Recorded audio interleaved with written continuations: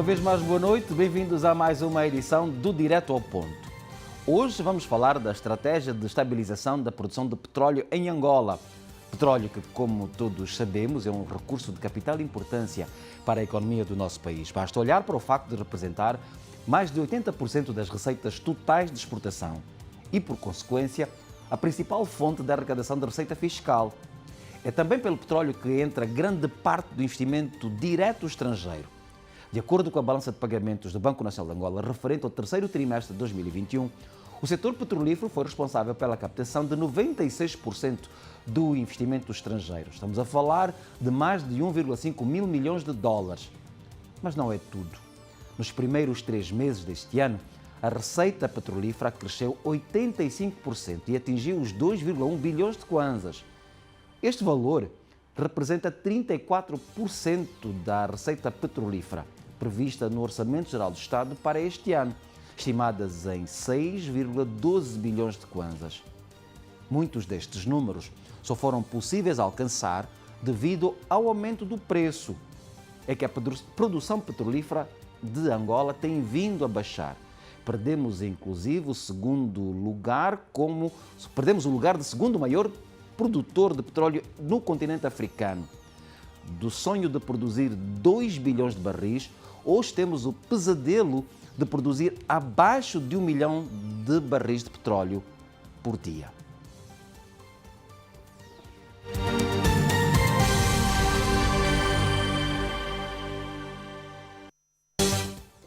Ana Rosa Miala é a diretora de produção da Agência Nacional de Petróleo, Gás e Biocombustíveis.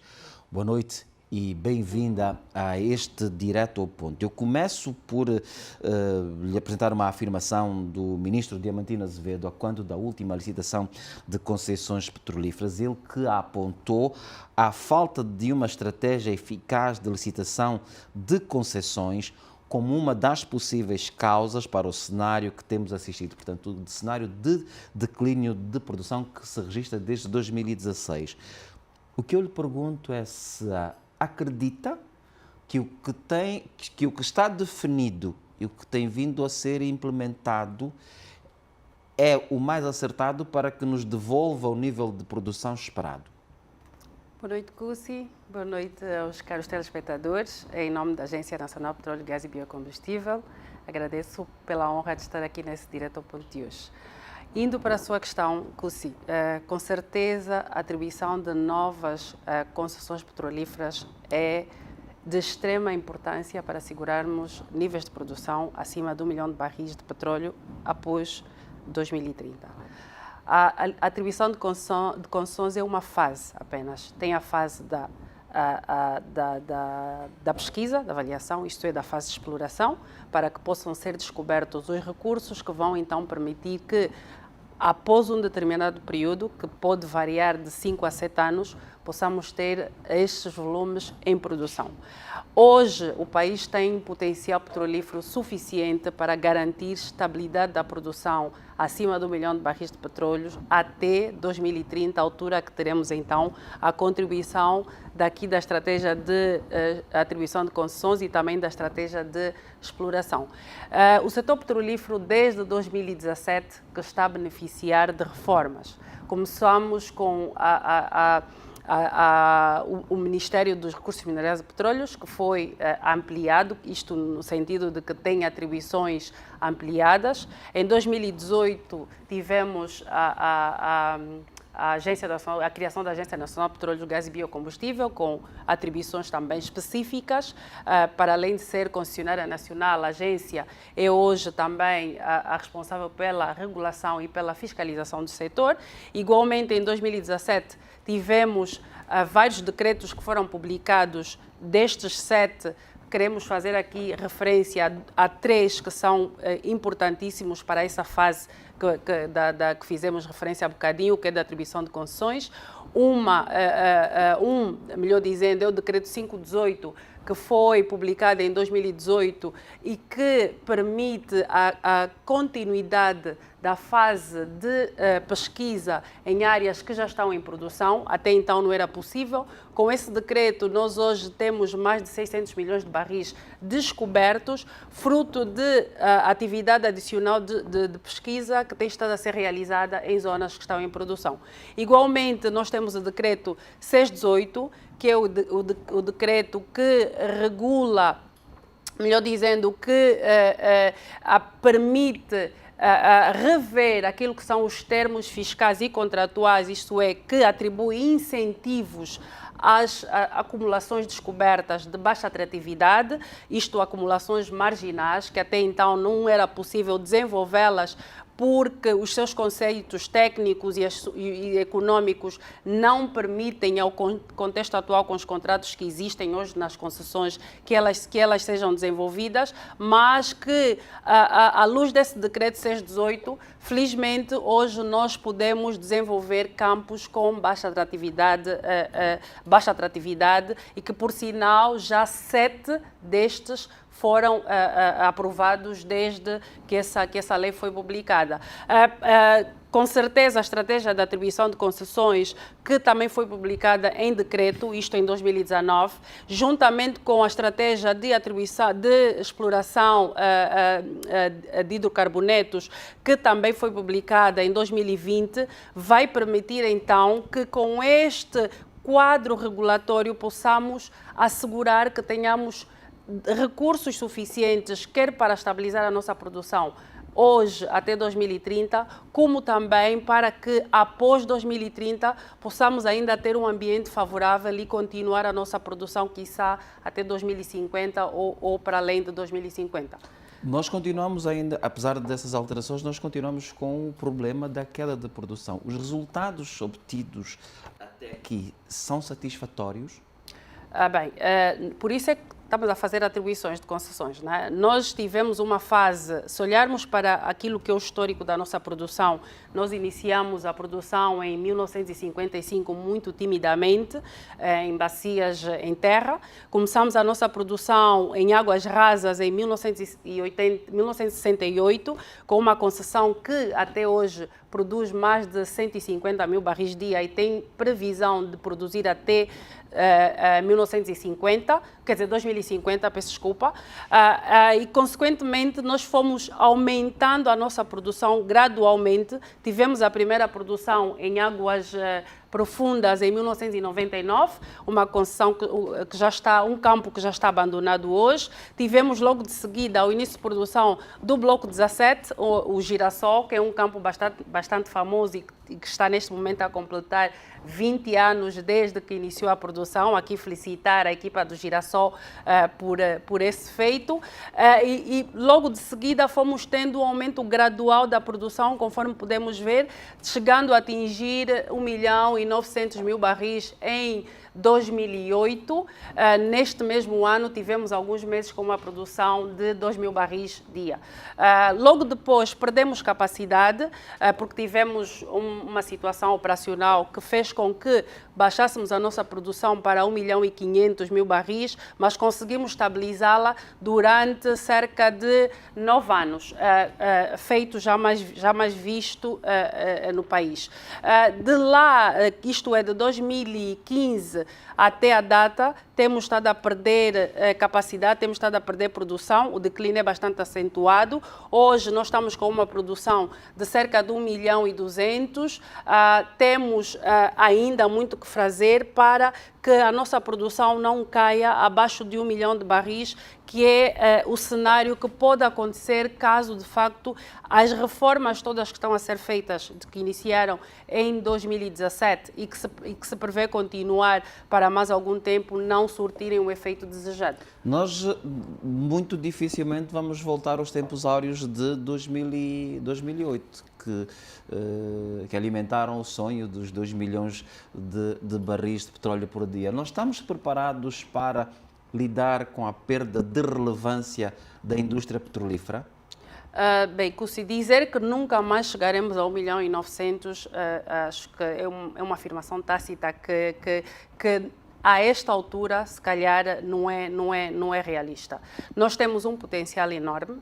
Aqui o que nós precisamos é, de facto, unir esforços para atrair cada vez mais investimento no país. Conforme fiz referência, o país tem um potencial de recursos descobertos que garantem estabilidade na nossa produção nos próximos dias. Estamos a fazer licitações em 2 bacias novas que hoje nós não conhecemos ainda o potencial dessas bacias.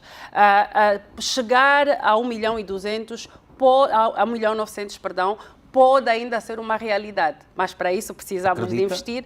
Sim, acredito, porque se conseguimos estar a 1.900.000 no passado, com o potencial que nós temos hoje e com o nível de investimento que é necessário fazer, é claro que para a nossa projeção e para sermos conservadores, nós preferimos nos manter no 1.200.000. Mas as descobertas que vão ser feitas e que esperamos que sejam feitas, melhor dizendo, quer na bacia do Namibe como na bacia de Benguela, é que vão ditar se o país tem ou não condições de voltar aos níveis altos de 1.500.000 ou 1.900.000 barris por dia. Nós estamos a falar agora de novas licitações, engenheira, mas e elas têm estado a animar a indústria, mas não se fala do pré-sal, sobre o qual também se fez,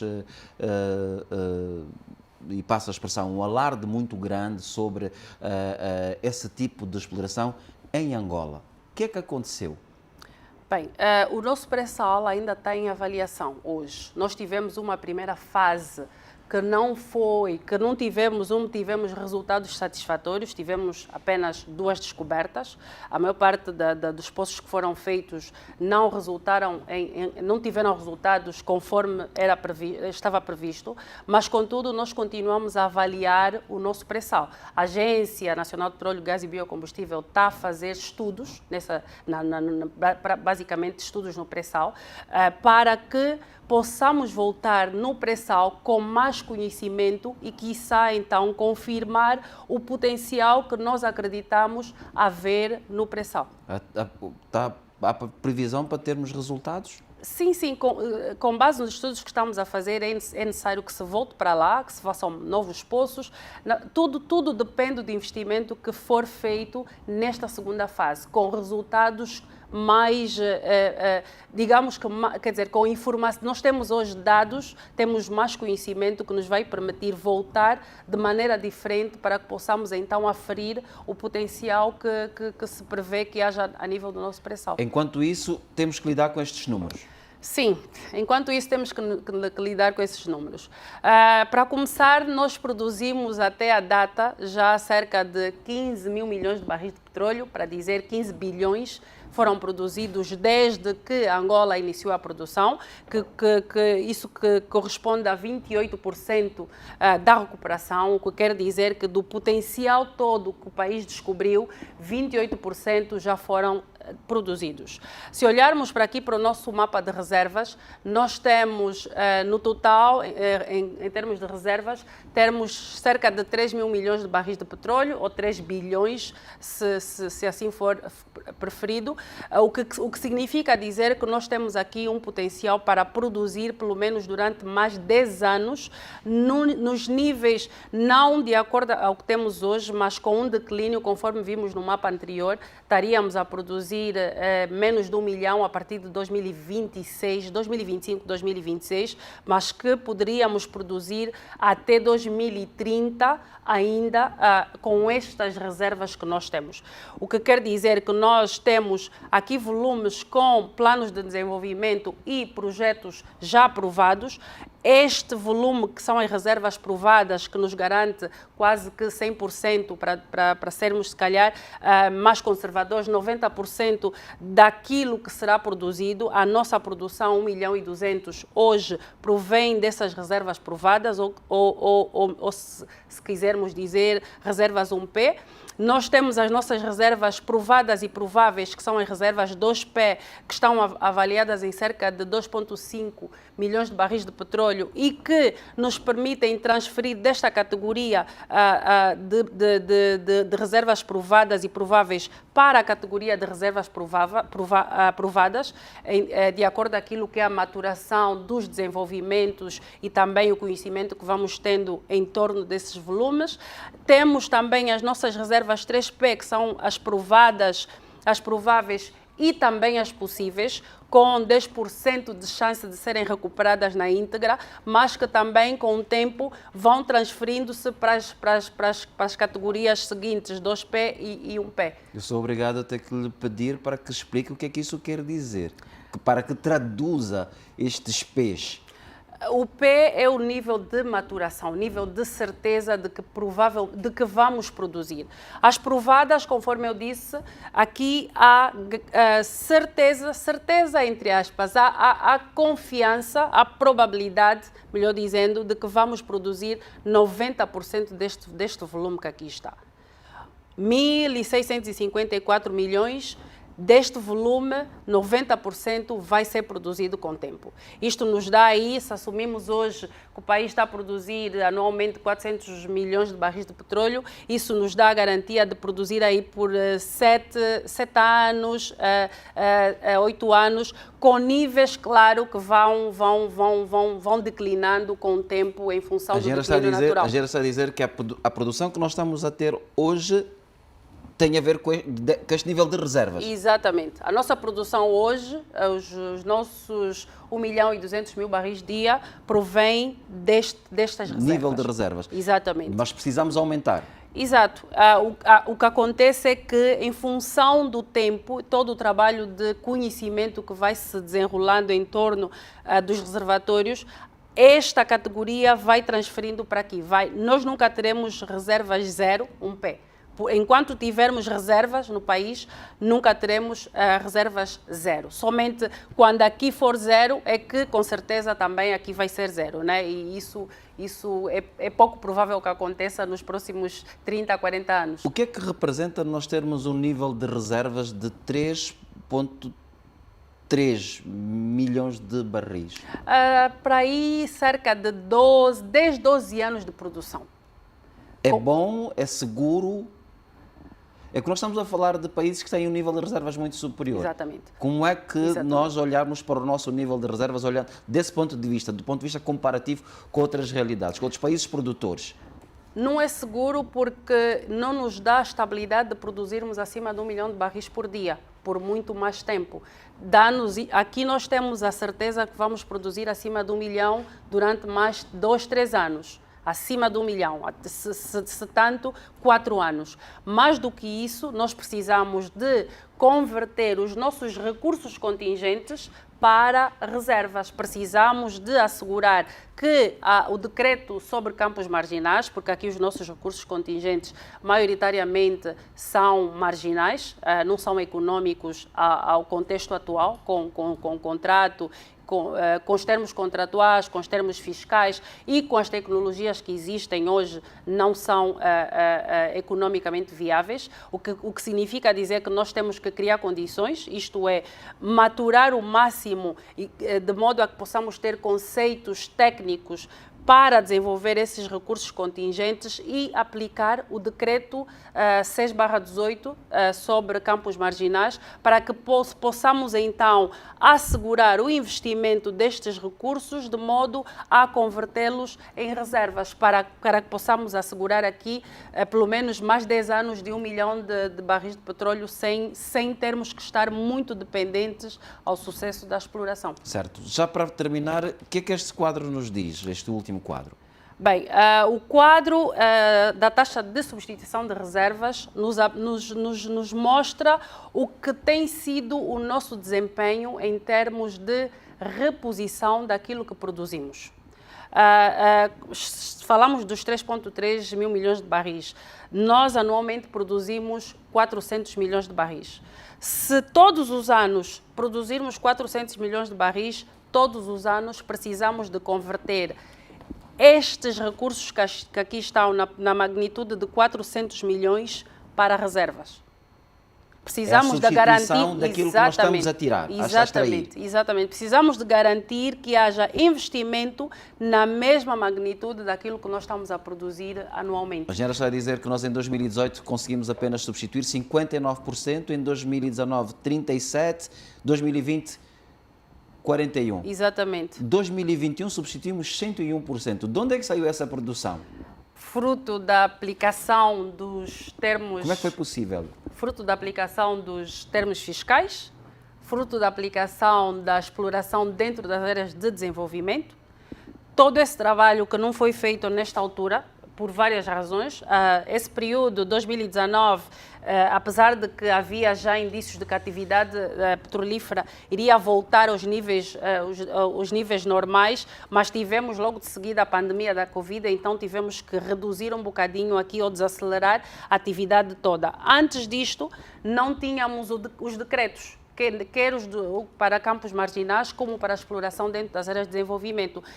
Houve um período com fraca atividade e não tivemos novas descobertas. Só agora é que nós estamos a aplicar o decreto, conseguimos já ter novas descobertas em campos em produção ou áreas que estão em desenvolvimento e também conseguimos alguns recursos, e eu já fiz referência a que 7 campos que até então eram marginais já foram aprovados, o que quer dizer que conseguimos tirar desta categoria para reservas, e tudo isto reflete-se 2021 e 2022, que também temos um leque de oportunidades que se prevêem que vão transitar de recursos para reservas. Mas depois vamos voltar a cair.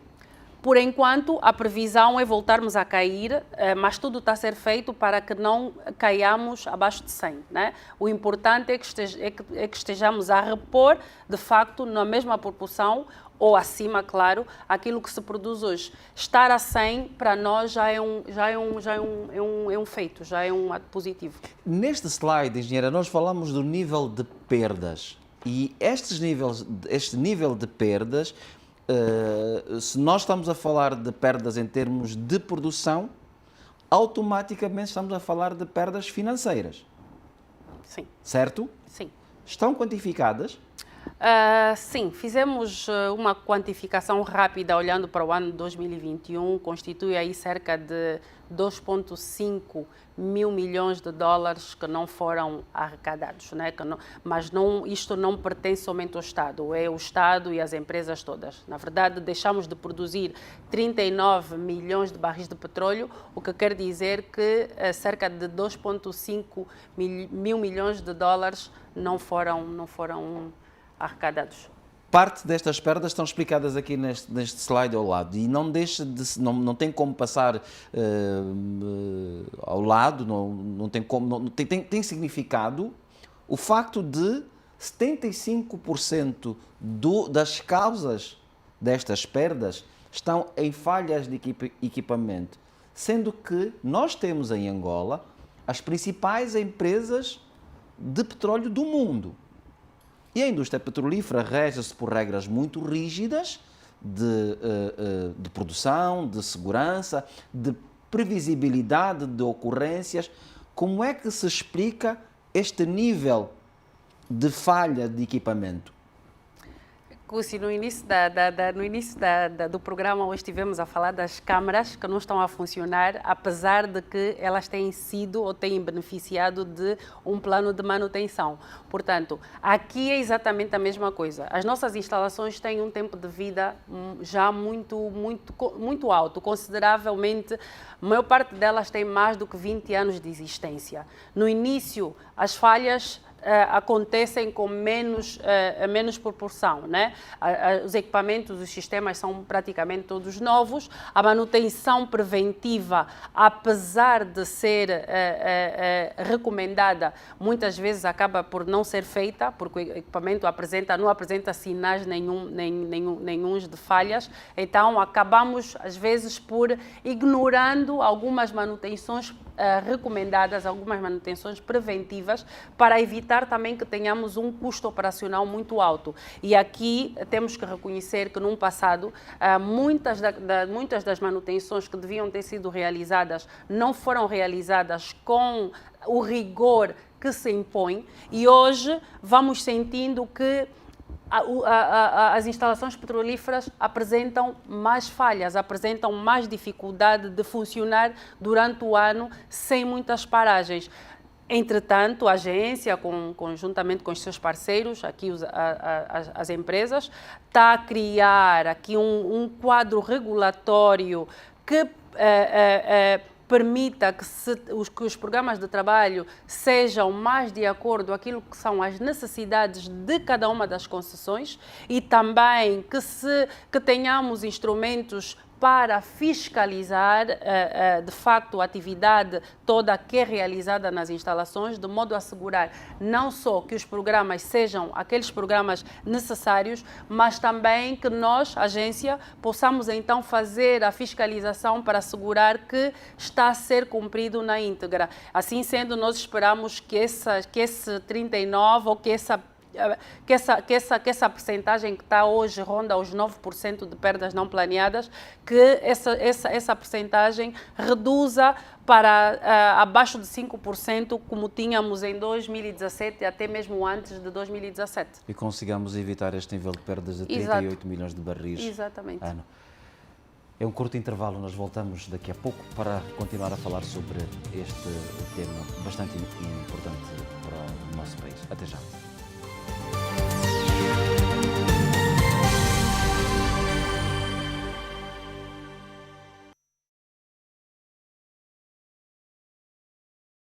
Uma vez mais, boa noite, bem-vindos à segunda parte deste Direto ao Ponto. Estamos a falar da estratégia de estabilização da produção de petróleo em Angola. A minha convidada é a Ana Rosa Miala, é engenheira de petróleos e é também a diretora de produção da Agência Nacional de Petróleo, Gás e Biocombustíveis. Eu vou agradecer pela sua presença, por ter aceito o nosso convite. Vamos rapidamente passar ao próximo slide, que nos traz uma caracterização sobre aquilo que tem sido a recuperação de petróleo em campos, nos campos em produção e o desenvolvimento dos campos marginais. Sendo que o que eu lhe pergunto aqui é se nós, nesta altura, atendendo ao facto de ter-se falado muito da aprovação da lei de produção em campos marginais, não era suposto nós termos um nível de resultados muito maior, ou seja, da entrada das operações nestes campos marginais?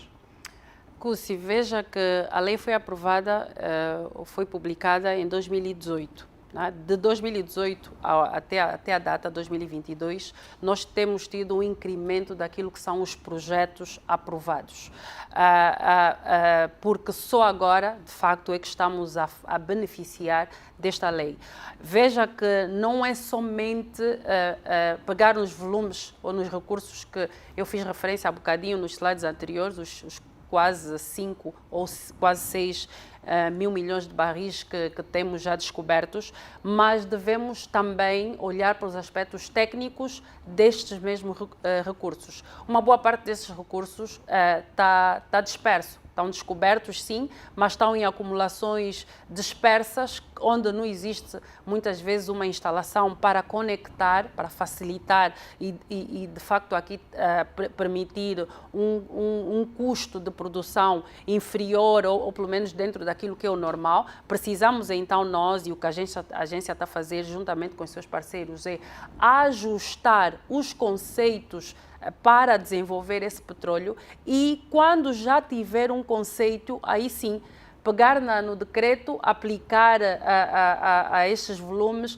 e desenvolver. Ainda assim, nós, de 2018 a 2022, aprovamos já 7 campos que beneficiaram deste decreto sobre campos marginais. Veja que nós temos a previsão de, em 2022, 627 milhões de barris que serão convertidos para reservas, e esta aqui é uma forma diferente de mostrarmos o gráfico que tínhamos anteriormente, do que temos produzido todos os anos, que é o gráfico a vermelho.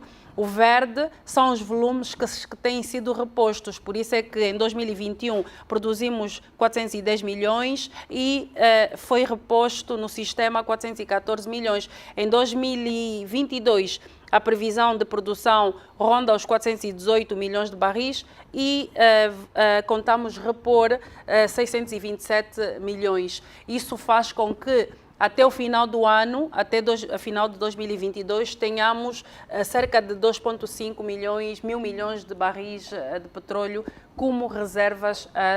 Estas são as 2P, as Exatamente, vamos aumentar no 1P. Não, sim, primeiro vamos aumentar no 2P, né? E consoante o tempo e a melhoria do conhecimento e a perfuração dos poços, a conclusão das instalações, vamos transferindo do 2P para o 3P, para o 1P, desculpa, para o 1P. Avançamos. Bem, sondas e poços perfurados.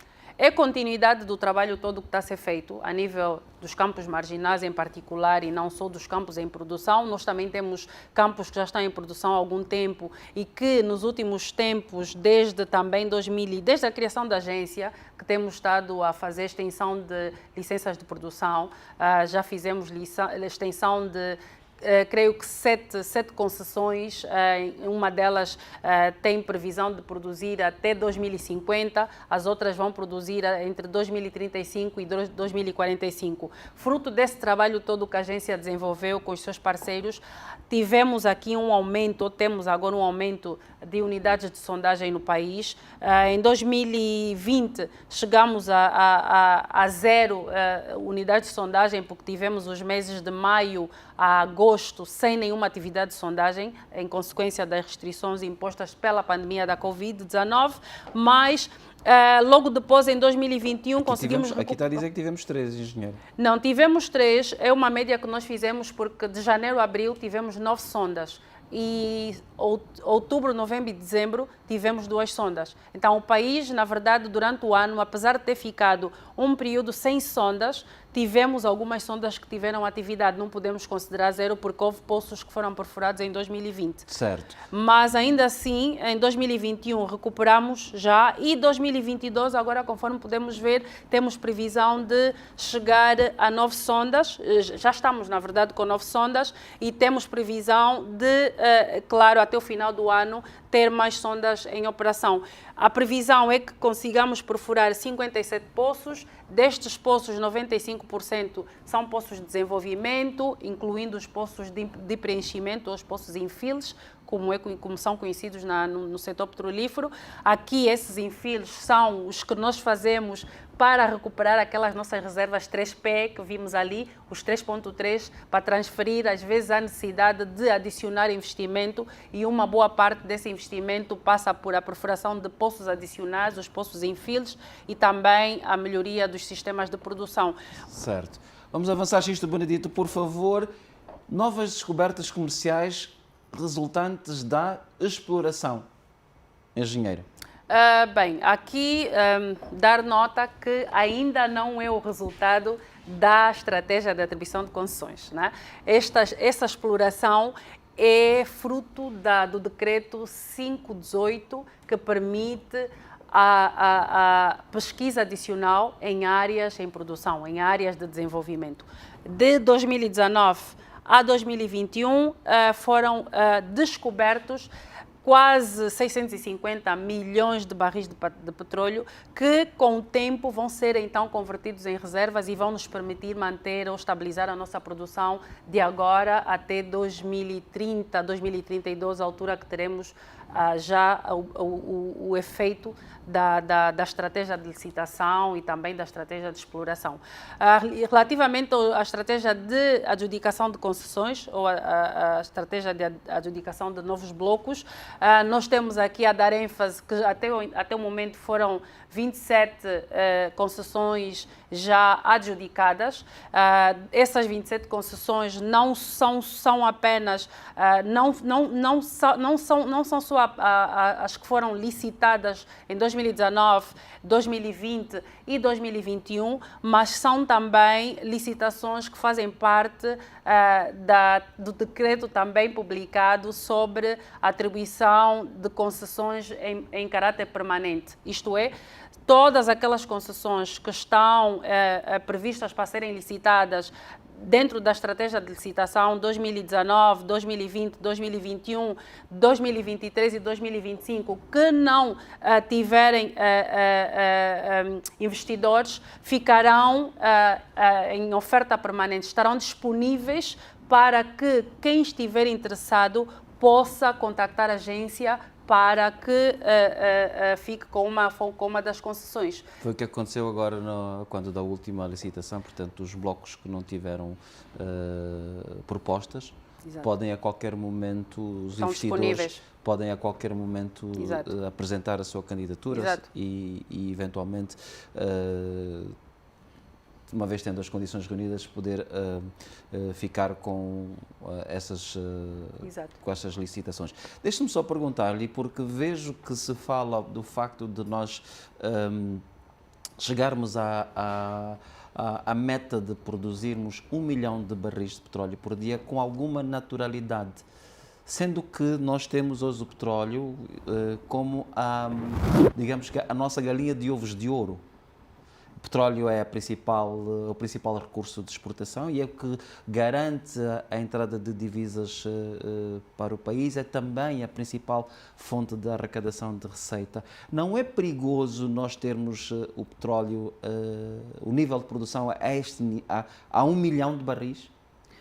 Bem, essa análise, com certeza, que ele poderá responder é o setor que regula a economia do país. Mas só para dar nota que o setor petrolífero é um contribuinte para o crescimento da economia nacional, com certeza. Também é verdade que é o que mais contribui, não é? É preocupante, sim, estarmos abaixo de 1 milhão de barris de petróleo e por isso é que nós temos estado a fazer todo aquele trabalho, licitações, os campos marginais, os decretos o decreto que foi aprovado, até mesmo os nossos campos que já estão em produção há algum tempo, os chamados campos maduros e que têm ainda um potencial enorme e que pode ser produzido, as licenças que nós prorrogamos ao longo desse período todo o trabalho está a ser feito para assegurar que não estejamos abaixo de 1 milhão de barris. Não é com certeza, a pretensão do Estado que apresentemos um perfil de produção abaixo disso. Por isso é que há flexibilidade do Estado em criar condições legais para que os investidores possam continuar a vir para o país, investir de modo a que se consiga estabilizar a produção da Angola acima de 1 milhão de barris. O verde, a curva, o gráfico verde escuro, representam as nossas reservas totais, que são cerca de 3,3 mil milhões de barris.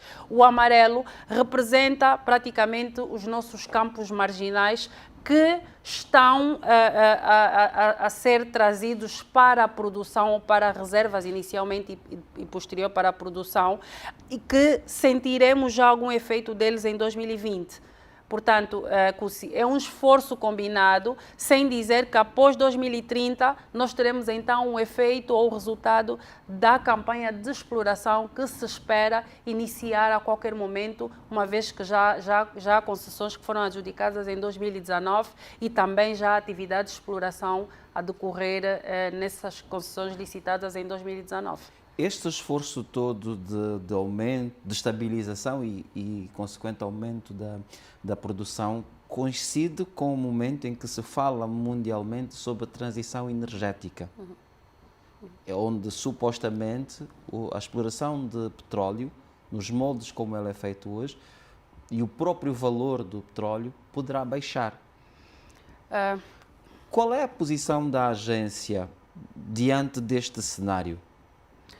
Cussi, deixa dizer-te que, de acordo com análises feitas, a matriz energética, resultado, quer dizer, o petróleo, o gás e o carvão, que são energias carbonizadas, basicamente, contribuem em cerca de 80% da matriz energética. Mundialmente. O que se prevê... O petróleo representa 40%. Para aí, o petróleo, desses 80% que as três matrizes contribuem, o petróleo representa a maioria, cerca de 40%, 35%, 40%. O que se prevê é que até 2050, essa contribuição dessas três matrizes passe para 60%. não vai passar para 0, não vai passar para 20, não vai passar para 40, nem mesmo para 50, vai passar ainda para 60%. Nós vamos continuar a ter produção de óleo, a ter produção de gás e a ter produção até mesmo de carvão até 2050. Apesar de que a previsão é que o gás cresça nos próximos anos, isto é, o petróleo que tem hoje uma contribuição de cerca de 35%, 40%, reduza para 20%, o gás suba para cerca de 35% e o carvão fique com a parte mais, com a percentagem mais baixa. Para nós, para o país, com certeza, a semelhança das outras geografias, a produção de petróleo ainda vai ser essencial para mesmo cobrir os custos da transição energética. Não só porque nós precisamos de desenvolver o nosso potencial de gás, que também é enorme. Nós temos mais de 10 trilhões de pés cúbicos de gás descobertos e que até há pouco tempo não era possível desenvolver porque não havia uma lei que permitisse este desenvolvimento. Hoje, também no quadro que mostramos no início, nós temos o decreto 718 que permite a monetização do gás. O gás já não é pertença do Estado somente, o Estado com os seus associados pode desenvolver esse gás e comercializá-lo. O que nós temos pretensão de fazer com o nosso gás é aproveitá-lo mais para a geração de energia, aproveitá-lo também para outras indústrias como fertilizantes, petroquímica, enfim, o nosso gás também será aproveitado. Até 2050, e porque nós até temos licenças de produção que vão até 2050. Até 2050 prevemos continuar a produzir o nosso óleo para que, de facto, a nossa produção de óleo possa cobrir não só o gás, mas também os biocombustíveis. Aqui também que dar essa nota que a agência também é a reguladora e fiscalizadora do setor de biocombustíveis, portanto, para além de ser a concessionária, claro. Portanto, vamos também aqui criar políticas com suporte de outras áreas do país para que a produção de biocombustível seja um facto e que possamos então ter não só o óleo e o gás, mas também os biocombustíveis, para além da energia solar, que tudo, no final do dia, o gás continua a ser o grande contribuinte para que possamos desenvolver essas matrizes todas. Eu, se me permite, vou insistir um pouco no petróleo, até porque grande parte das empresas, grande parte da operação petrolífera em Angola é suportada por empresas estrangeiras e são elas que estão também a liderar este movimento de transição energética. Daí a minha pergunta sobre qual é a posição da agência relativamente a esta matéria.